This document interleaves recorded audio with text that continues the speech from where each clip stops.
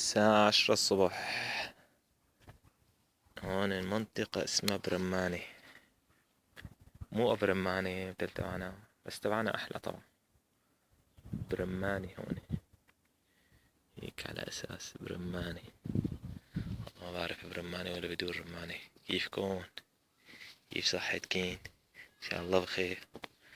عنا تغيير بنجكتور، بنجكتور هذا هو.